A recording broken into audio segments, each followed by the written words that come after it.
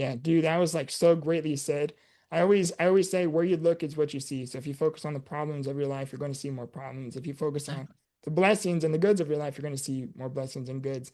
Um, I'm so fascinated with one. I think your mindset is pretty extraordinary, and then to see you on the show Extracted and kind of see everything going on behind the scenes and everything. Before we touch on Extracted, is you said you pursued college basketball, right? It's when you pursued college basketball, was it anything that did you hope to go pro? Yes, so this was probably my first big fail in life. I went into it with the mindset that no matter how much hard work I put into it, I'm going to be successful. I started out at the JUCO level, and I started out redshirting. It was just an opportunity. I wasn't a scholarship student. It wasn't anything like that. Just an opportunity because I love the game of basketball. And when I got there, I realized how hard it was going to be. Everybody was trying to compete for the same goal, trying to make it to the next level, trying to be a professional basketball player, and it does take hard work. And you can't go away from that hard work. I think when I got there, I viewed it as okay, if I do one thing hard, then I can take a couple weeks off because I should be rewarded for that hard work. But especially in sports, that is not how it works. The greats realize that no matter how hard it gets, you just have to keep going. And I think that's one thing that I struggled with. As soon as I thought that I'd put in enough hard work, I started to relax. But that's not how it is. You have to continue to go. So I think this was, as I mentioned before, one of my first big fails in life was thinking that as soon as I got to doing hard work, it was going to get easier. But I had to realize that hard work it's never an easy thing. It's just a choice. It's always going to be difficult, and everybody's level of what that hard work is going to be is different. But for me, it was the greatest 2 years of my life. I realized that I wasn't as good at basketball as I thought I was, but I think I needed that in order to humble myself. And who knows? I still play basketball on the daily, and I'm very good at it. I would love to pursue something. We'll see where my ventures take me. But yeah, but one of the hardest things I've ever done, but it was so worth it.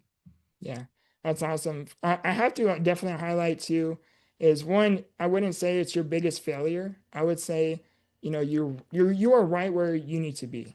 And that's what I personally believe. So it's kind of like Dwayne Johnson's story. He wanted to go pro, right? And in football.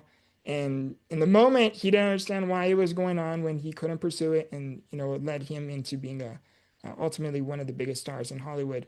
So I, I Hmm. wouldn't I wouldn't say it's a failure. So I genuinely do believe you're right where you need to be. And during that process, obviously it wasn't like what you expected, or it was a little bit different. Is what was it like going through those uncomfortabilities where, you're trying to pursue something that you dreamt of. It's your dream, right? And it wasn't quite working out. Obviously that's a very uncomfortable situation. What kind of helped you navigate through those processes? I think just having good people around, having like-minded people around.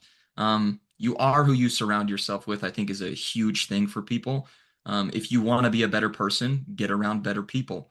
And so while I was at school, I just tried to find a good group of people that I could connect with to kind of sort of grow because I'm always trying to grow as a human being. And I think growth comes from that uncomfortability.